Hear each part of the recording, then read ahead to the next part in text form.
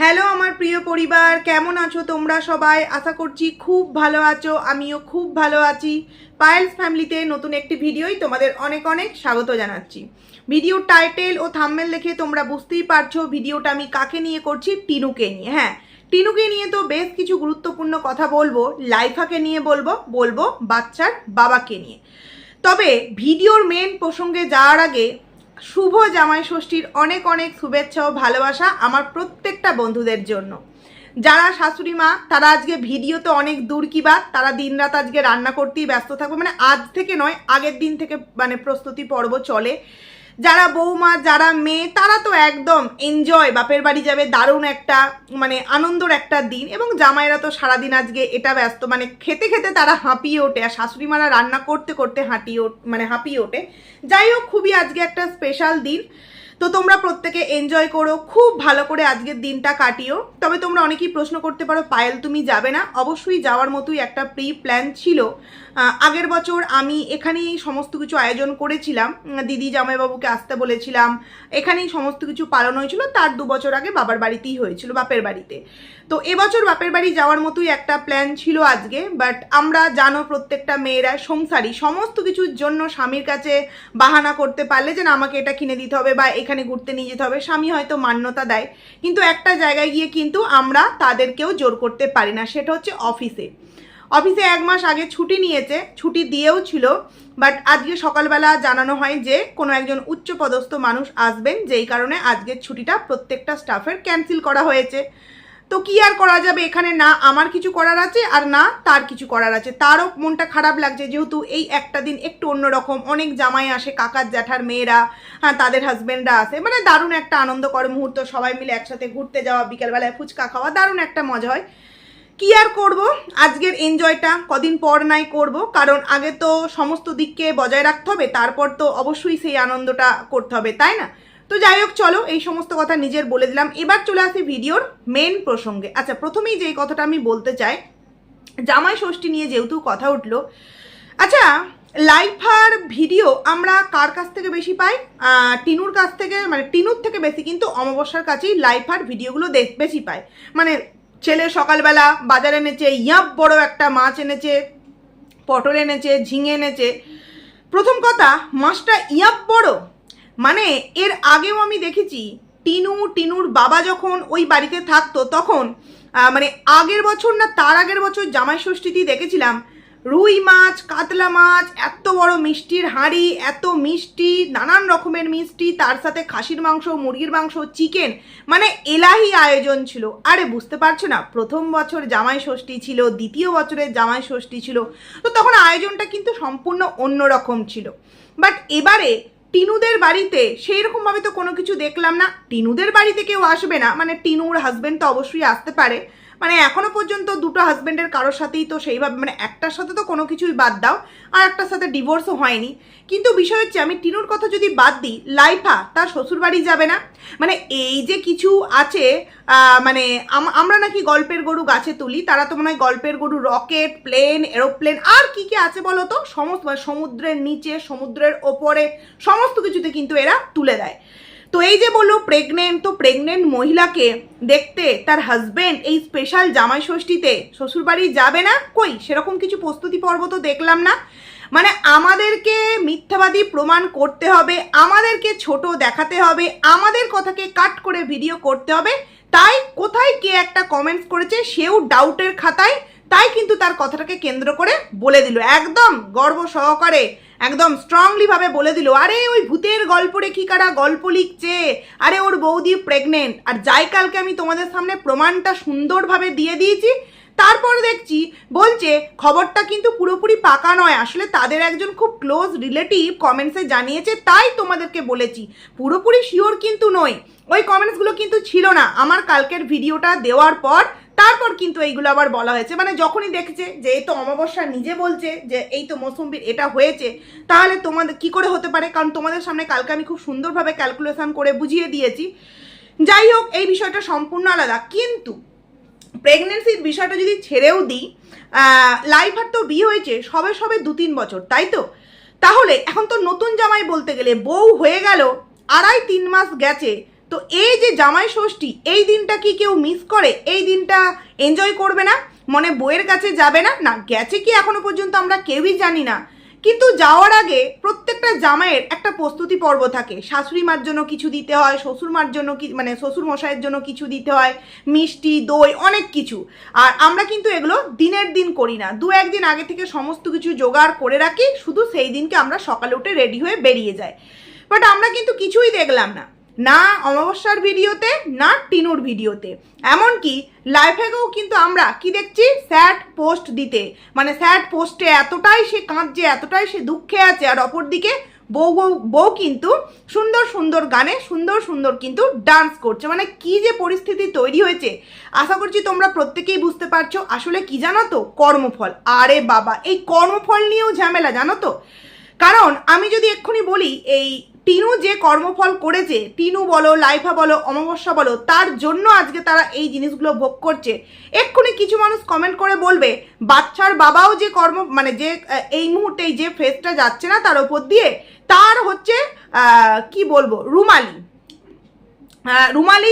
রুমালি যে কাণ্ডটা ঘটিয়েছে রুমালির সাথে, তার জন্য নাকি এই বাচ্চার বাবা কর্মফল পাচ্ছে। দেখো, কে কার মেয়েকে 3 মাস বয়সে ছেড়ে দিয়েছে, কে কার সাথে কি করেছে, আমরা এগুলো একটারও প্রমাণ পেয়েছি? একটাও সোশ্যাল মিডিয়ায় ভিডিও করে সেই সময় আমরা কিছু দেখতে পেয়েছি? পাইনি তো। শুধুমাত্র লোক মুখে শোনা। কিছু মানুষ আছে যারা সত্যিই পাচাটা, কারণ তারা ভিডিও দেখার পরে, মানে টিনুর ভিডিও দেখার পরেও, টিনু যে ফোকলার সাথে সম্পর্কে ছিল এগুলো প্রুফ সহ সোশ্যাল মিডিয়ায় আসার পরেও তারা বলে এগুলো মিউজিক শ্যুট, এগুলো মিউজিক অ্যালবাম, এগুলো গ্রাম পাড়া প্রতিবেশী একসাথে যেতেই পারে, মানে অজুহাতের পর অজুহাত। আর বাচ্চার বাবা এবং বাচ্চার ঠাম্মি তার মেয়ের সাথে কি করেছে, 3 মাস বয়সে কেন দিয়ে দিয়েছে, ইতিবৃত্তান্ত কিন্তু আমরা কিছুই সোশ্যাল মিডিয়ায় ভিডিও আকারে দেখিনি। যা শুনেছি আমরা লোক মুখে শুনেছি। তো লোক মুখে শোনা কথাটাকে এরা মান্যতা দেয়, বিশ্বাস করে। অথচ টিনুর ভিডিও থেকে যেগুলো আমরা পাচ্ছি, বা যেগুলো ভিডিও ক্লিপ সহ টিনু সম্পর্কে বেরিয়েছে, সেগুলোকে এরা আবার বিশ্বাস করতে চায় না। আরে তারাই বলবে, টিনু যদি তার পাপের কর্মফল আজকে পেয়ে থাকে, তাহলে বাচ্চার বাবাও কিন্তু তার দিদির সাথে অন্যায় করার কর্মফল পাচ্ছে। দেখো, অবশ্যই কর্মফল তো প্রত্যেকটা মানুষকেই পেতে হবে। যারা আমার ভিডিও দেখছে তারাও পাবে, আমি অন্যায় করলে আমিও কর্মফল পাবো, কর্মফল তো পাবই। আর দোষ গুণে কিন্তু একটা মানুষ যে দোষ করতে পারে না এমনটা নয়, প্রত্যেকটা মানুষের মধ্যেই কিন্তু ঠিক ভুল বিষয়টা আছে। কিন্তু এই যে আমরা বক্রবর্তী পরিবারে দেখছি, প্রথমে ঠাম্মা গায়েব, তারপর বাবা গায়েব, তারপর হচ্ছে বৌমা গায়েব, তাই তো এগুলো দেখছি। এগুলো কি সত্যি নিছক শুধুমাত্র একটা ওই ছোট্ট কারণের জন্য হয়ে গেল? মানে এগুলো ওই একটা ছোট্ট কারণের জন্য এত কিছু হতে পারে?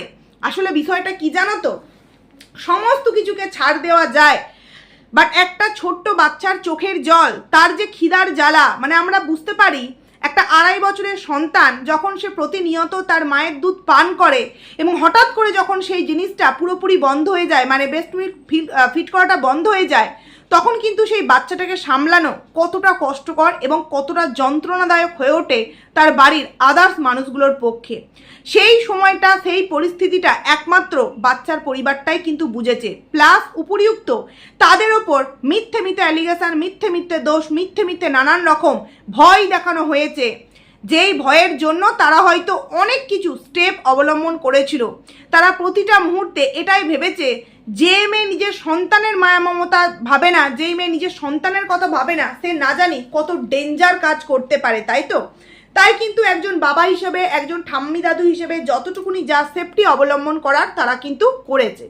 ভাবতেও অবাক লাগছে, এই টিনু নাকি বাচ্চার পরিবারের ওপর, মানে মিত্র বাড়ির ওপর এরকম একটা কেস দিয়েছিল, যেই কেসটাই বলা হয়েছে যে টিনুর ওপর প্রচণ্ড পরিমাণে টর্চার করা হতো, এবং তার ওপর 1 লাখ টাকা চাওয়ার জন্য, মানে টিনুর বাবার কাছ থেকে 1 লাখ টাকা নিয়ে আসার জন্য প্রচণ্ড পরিমাণে নাকি টিনুর ওপর অত্যাচার করা হতো। কি জানো তো, যেই পরিবারটা যেটা না করে না, সেই পরিবারটাকে সেটাতেই কিন্তু ভুগতে হয়।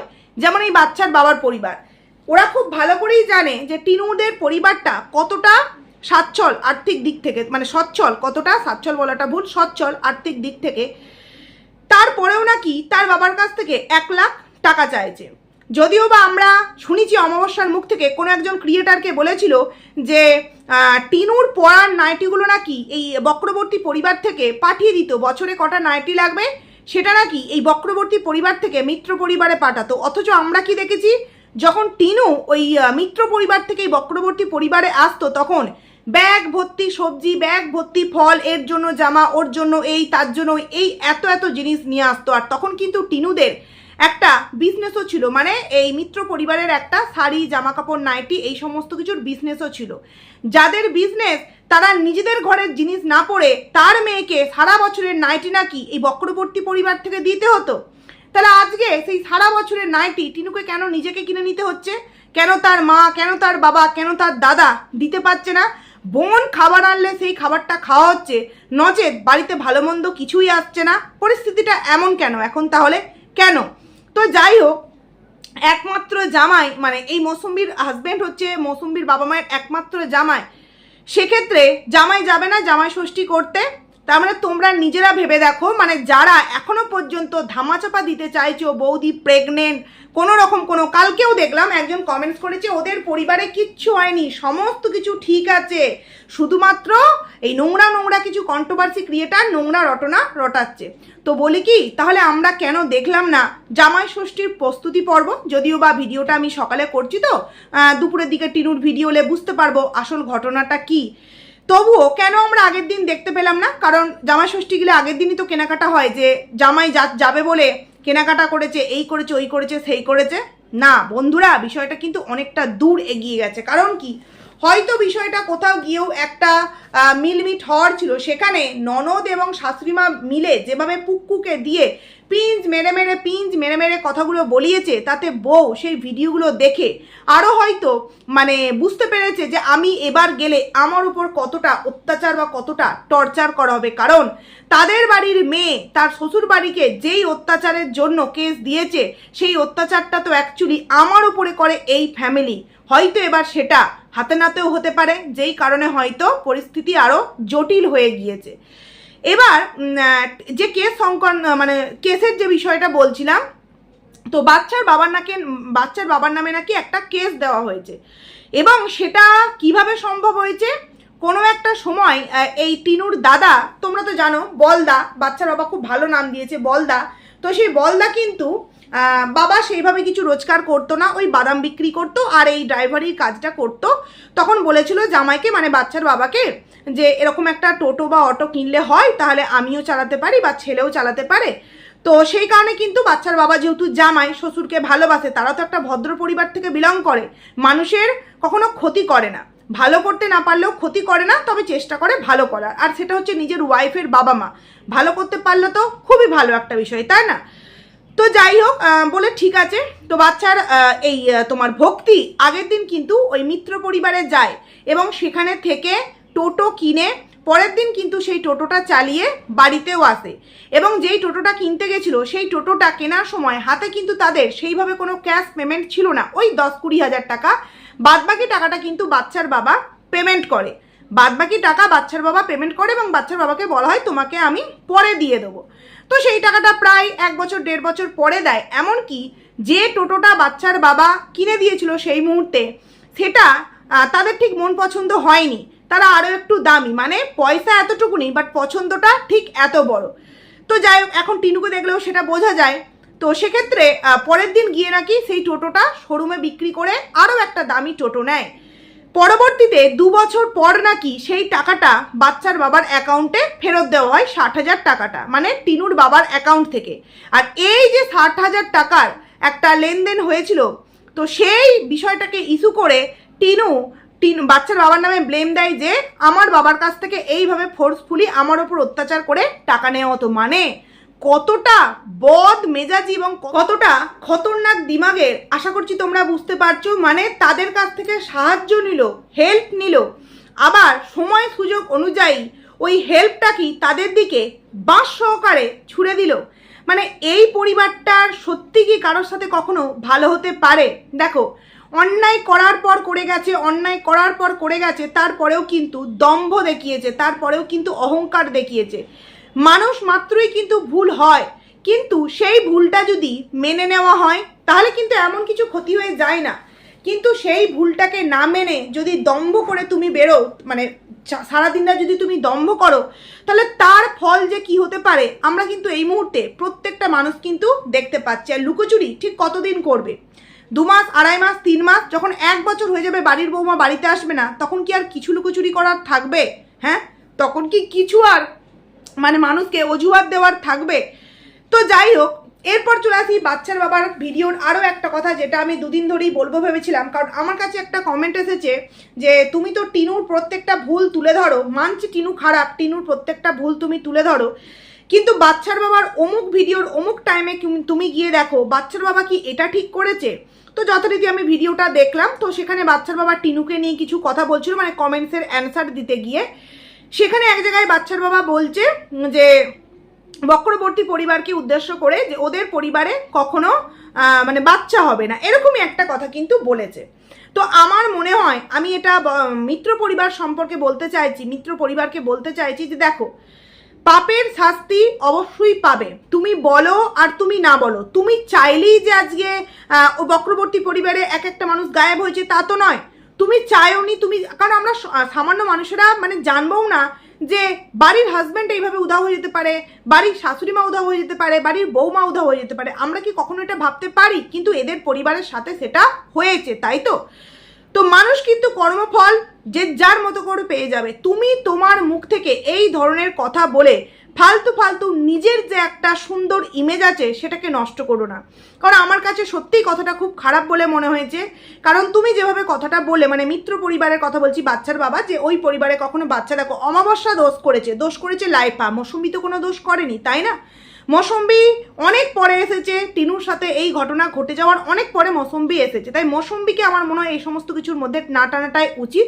তার কোল আলো করে মানে একটা সুন্দর ফুটফুটে সন্তান আসুক, এটাই আমি চাইবো। কর্মের ফল কিন্তু প্রত্যেকটা মানুষকেই পেতে হবে। শুধুমাত্র মুখ থেকে বের করে মানে ওই লোকের কাছে ফালতু কথা শোনার আমার মনে হয় কোনো রকম কোনো মানে হয় না। আর বাচ্চা সংক্রান্ত বিষয় নিয়ে আমার মনে হয় নাম বলাটাই বেটার। কাউকে অভিশাপ, সাপ, মন্দ, জানি সেগুলো অনেক কষ্টে মনের দুঃখে বলেছে, বাট এগুলোর সাথে যদি তোমার টিনু বা ওই অমাবস্যা যুক্ত থাকতো তাহলে হতো। কিন্তু যেহেতু মৌসুম্বি ওই বাড়ির একমাত্র বৌমা, তার সম্পর্কে আমার মনে হয় না কোনো রকম কোনো খারাপ কথা বলার কোনো দরকার আছে, কারণ সে কিন্তু কখনো এই সমস্ত বিষয়ে আগে থেকে যুক্ত ছিল না। এটা আমার সত্যিই খারাপ লেগেছে। আর আমি একটা কথা ক্লিয়ার করে বলতে চাই, বাচ্চার বাবাকে ভালো বলেই আমার কি, টিনুকে খারাপ বলেই আমার কি, আমি যেটা নিজের চোখে দেখবো আমি সেটা নিয়ে বলবো। এই যে তোমরা আমাকে টাইম মেনশন করে পুরোপুরি জানালে, আমি গিয়ে দেখলাম, আমার ওটাতে আমি কিন্তু সুন্দরভাবে তোমাদের সামনে ওই নেগেটিভ কথাটাকে পজিটিভ ওয়েতে চালাতে পারতাম, বাট না, আমার মনে হয়েছে যে এই ধরনের কথা বলাটা কিন্তু উচিত না, তাই আমি কিন্তু সুন্দরভাবে তোমাদের সামনে বলে দিলাম। আশা করছি ক্লিয়ার করতে পারলাম। এরপর চলে আসি আরও একটা বিষয়, সেটা হচ্ছে টিনুকে নিয়ে কালকে আমি একটা কথা বলেছি যে ওই যে প্রসাদ আনতে গেল, নাইটি পরে চলে গেল, তো সেখানে একজন ভদ্র ভিউয়ার্স, আমি তাকে খারাপ বলবো না, সে আমায় লিখেছে যে তুমি টিনুকে বলছো ওর নাইটি পরে চলে গেল, মানছি টিনু বাজে 100%, বাট তুমি এরকম নাইটি পরে তুমি কি করে ভিডিও করতে পারছো, সোশ্যাল মিডিয়ায় তুমি কি করে ভিডিও করতে পারছো। তো যাই হোক, সেখানে আমার আরও একজন খুব ভালো ভিউয়ার্স, একজন ভালো দিদিভাই খুব সুন্দরভাবে অ্যান্সার দিয়েছে। এবারে আমি আমার মতো করে দিই যে আমি কিন্তু যখন ভিডিওটা করতে বসছি আমার এতটুকুনি পোর্শন দেখা যাচ্ছে, ঠিক আছে, এই যে এইটুখানি দেখা যাচ্ছে, আর সমস্তটা কিন্তু ওড়না দিয়ে ঢাকা আছে। আমি যদি এই ওড়নার নিচে একটা কোনো টি শার্ট পরি বা কোনো একটা গেঞ্জি পরি বা যা হোক কিছু একটা পরি, সেটা কিন্তু তোমরা বুঝতে পারবে না, তাই তো। আমি যদি পুরো ওড়নাটাকে এইভাবে ছড়িয়ে বসি, এইভাবে যদি দিয়ে বসি, তোমরা কিন্তু কেউ বুঝতে পারবে না। আর আমি এই টিনুর পরিবারের মতো নোংরামো করিনি, ঠিক আছে, আমার সোশ্যাল মিডিয়ায় নোংরামো করে দেখাতে যায়নি, ওরা দেখিয়েছে তাই বলেছি। আর আমি কি বলেছি যে ওরা যখন বাড়িতে নাইটি পরে থাকে আমি কিছু বলেছি? কখনো বলিনি। বাট যখন কারোর একটা বাড়িতে যাচ্ছে, পুজো হয়েছে, মানে তাদের বাড়িতে কোনো না কোনো গেস্ট আসে, সেখানে নিজের মান সম্মান রক্ষার খাতিরে একটা যদি কুর্তি পরে নিত বা টিনুর মা যদি একটা শাড়ি পরে নিত, খারাপ তো কিছু হতো না, বরঞ্চ ভালো লাগতো, যেটা কিনা আমরা করি।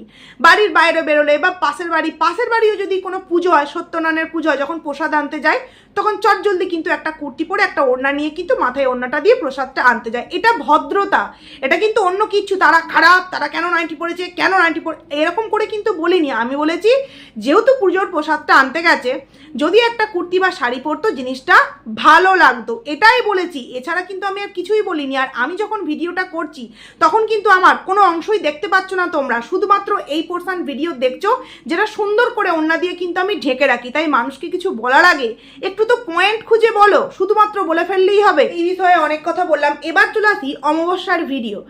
অমাবস্যার ঘুম হচ্ছে না, বলছে যে ইদানিং ঘুম তো একদম হয়ই না, আর ঘুমের ওষুধ খাওয়াও কিন্তু বন্ধ করে দিয়েছি। প্রথমত হচ্ছে ডক্টর যদি সাজেস্ট করে সেটা ঠিক আছে, বাট কোনো জিনিসই কিন্তু অভ্যাসে পরিণত হওয়া ঠিক না। কারণ এই যে ওষুধগুলো খেলে এটা কিন্তু একটা অভ্যাসে পরিণত হয়ে যায়। তো আজকে মানে অমাবস্যা বলছে দেখো চোখের তলাগুলো কালো হয়ে গেছে না ঘুমিয়ে ঘুমিয়ে। তো বলি কি, এই যে ঘুম আসছে না কারণটা কি? কিছু তো না কিছু একটা কারণ আছে। কারণ মানুষের তো রোগ হলে তবেই, ভিতরে ভিতরে কোনো রোগ থাকলে তবেই এরকম হয়। কিন্তু যথেষ্ট আমরা জানি যে নিজেই বলছে ফিট আছি, সুস্থ আছি, আমি কিন্তু ভাত খাওয়ার 1 ঘন্টা পর জল খাই, তারপর 2 ঘন্টা পরে শুতে যাই, অন্য কোনো প্রবলেম নেই। ওই একটু মাঝে সাঝে সর্দি আর একটু মাঝে সাঝে হয়তো হাত পায়ে ব্যথা করে, এছাড়া আর কোনো আমার প্রবলেম নেই। তাহলে প্রবলেম যেহেতু নেই, তাহলে ঘুম না আসার কারণ কি? কারণ এই যে এত কুকর্ম করে রেখেছে, যে কথায় কথায় বলে যে আমি চলে গেলে আমার 2 সন্তানকে কে দেখবে, আমার 2 সন্তান দেখার জন্য তো কেউ নেই।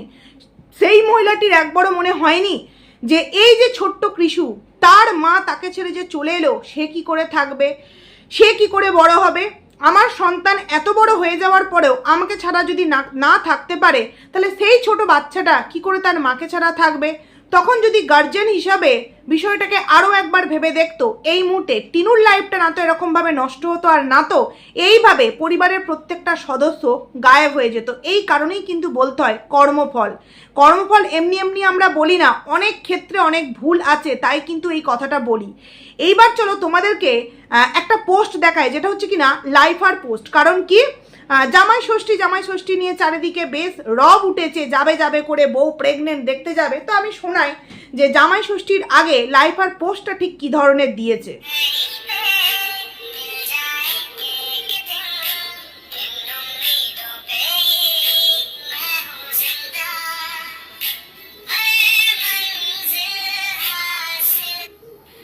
কি বলছে, মানে গানের লাইনের মানেগুলো হচ্ছে ঠিক এরকমই, যে একদিন ঠিক সব ঠিক হয়ে যাবে, মিল হয়ে যাবে, এই উমিদি, মানে এইরকমই একটা আশাতেই কিন্তু বেঁচে আছি।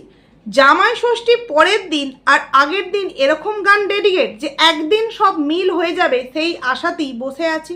অবশ্যই মিল হোক, সংসার মানে একটা সংসারকে জোড়া লাগাতে গেলে, গড়তে গেলে অনেকটা কষ্ট করতে হয়, ভাঙতে তো 1 সেকেন্ড লাগে। আর যেই ভুল মা করেছে, যেই ভুল বোন করেছে, সেই ভুল আমার মনে হয় না কখনো দাদার করা উচিত, আর না তো মা বোনের কখনো উচিত দাদার সংসারটাকে ভেঙে দেওয়া। বরঞ্চ প্রত্যেকটা মানুষেরই উচিত, যেটাই হয়ে থাক, যার তরফই মানে দোষ বেশি কম থাকুক না কেন, বাড়ির বউকে বাড়িতে ফিরিয়ে নিয়ে আসা। কিন্তু আমরা কি শুনছি, জামাই ষষ্ঠীর আগের দিন জামাই ষষ্ঠীর বাজার পর্ব না দেখে যে একদিন ঠিক মিল হয়ে যাবে, সেই আশাতেই দিন গুনছি। তার মানে বুঝতে পারছো যে আদেও কোনো কিছু আজকের দিনে, আজকের ডেটে দাঁড়িয়ে ঠিক হয়েছে? মানে জামাই ষষ্ঠী করে যে একজন ওয়াইটির ভিক্ষামা আছেন, এই যে চেঁচাচ্ছিল প্রেগনেন্ট যাবে, এই ওই হ্যান ত্যান, কতটা সত্য বন্ধুরা? আশা করছি তোমাদেরকে বোঝাতে পারলাম। তো যাই হোক, এখন ভিডিওটা করলাম, এরপর রান্না বান্না উপোস তো অবশ্যই আছে। যাবো না তো কি হয়েছে, চিড়ে মুরগির পালা, লুচি পর্বর পালা, তারপর তো আছি রান্না বান্না, মাছ মাংস আছি। আমি খাবো না, বাড়ির অন্যান্য মানুষরা খাবে। তো তারপর ভিডিওটা অবশ্যই সময় মতো তোমাদেরকে দেবো। তো ভিডিওটা কেমন লাগলো অবশ্যই তোমরা কমেন্টস করে জানিও। ভালো লাগলে লাইক করো, কমেন্ট করো, আইডিতে যারা নতুন আসছো সাবস্ক্রাইব করে পাশে থেকো।